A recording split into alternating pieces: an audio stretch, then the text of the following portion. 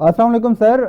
Sir, सबसे पहला सवाल मैं आपसे ये पूछना चाहूँगा कि इस वक्त जनरल फैज़ साहब जो हैं वो आर्मी की तहवील में हैं, और जब मुस्लिम लीग नून ऑपोजिशन में थी तो उस वक्त कंसिस्टेंटली मुस्लिम लीग नून ये कहा करती थी कि जनरल फैज़ और जनरल बाजवा ने पीटीआई का साथ देकर मुस्लिम लीग नून की हुकूमत गिराई, यहाँ जो है नवाज शरीफ साहब को नाअहल करवाया और उसके बाद जो है इमरान खान को सपोर्ट करके उसकी हुकूमत बनवाई।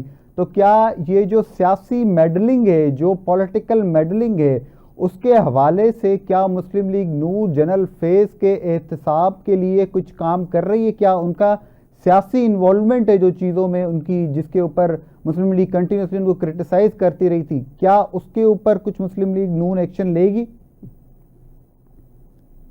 सवाल जो है आपने किया, ये बहुत अहम सवाल है। और ये मुस्लिम लीग की बात नहीं है। एक्चुअली ये एक ऐसे वक्त में सब कुछ हुआ है कि इसमें पूरी कौम सोच रही है कि ये चीज पहले कभी नहीं हुई, और पाकिस्तान की तारीख में ये पहली बार हुआ है कि फौज के अंदर से ये मसला हुआ है। तो इस पे देखें, इस पे कोई सियासी तबसरे करना मेरे नजदीक बहुत ही कमजोरी होगी। मैं समझता हूँ कि हमारी फौज माशाल्लाह, पाकिस्तान की फौज वो फौज है जो पूरे दुनिया में उसका एक मकाम है, और दुनिया तस्लीम करती है कि दुनिया की बेहतरीन फौज में पाकिस्तान की फौज जो एक है।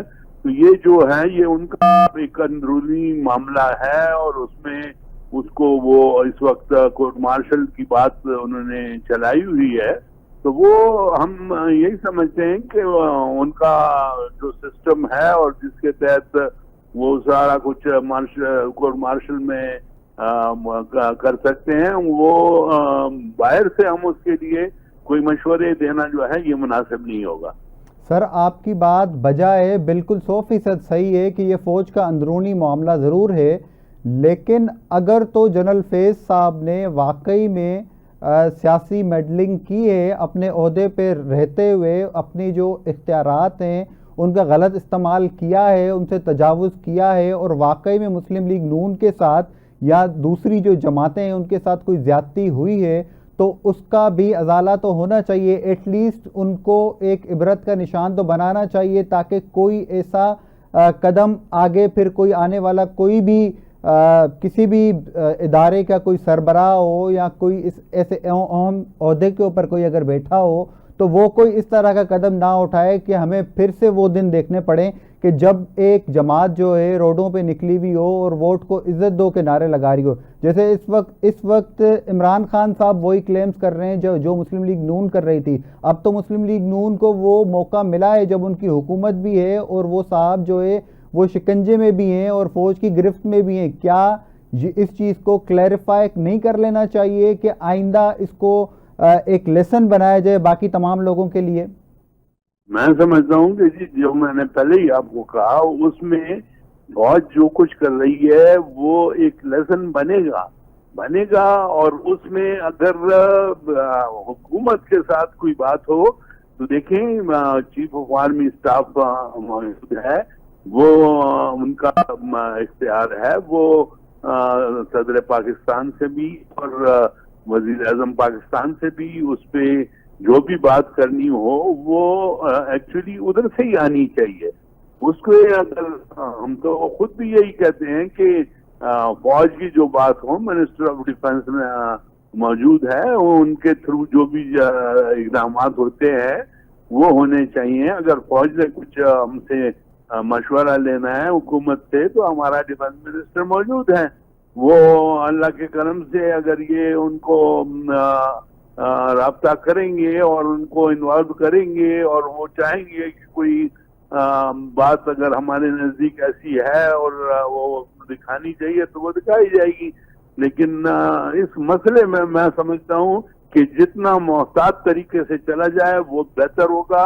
अपनी अफवाज को इस वक्त जो हालत है इसमें अपनी अफवाज को मैं समझता हूँ कि पूरे एहतराम के साथ हर एक कदम हुकूमत को उठाना चाहिए।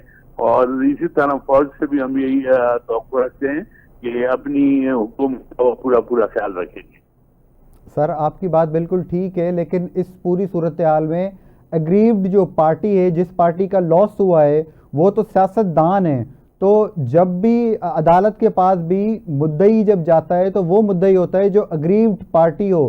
तो यहाँ पे वजीर आजम साहब को या डिफेंस मिनिस्टर साहब को उनको एग्रीव्ड पार्टी के तौर के ऊपर इसकी तहकीकात का मुतालबा नहीं करना चाहिए?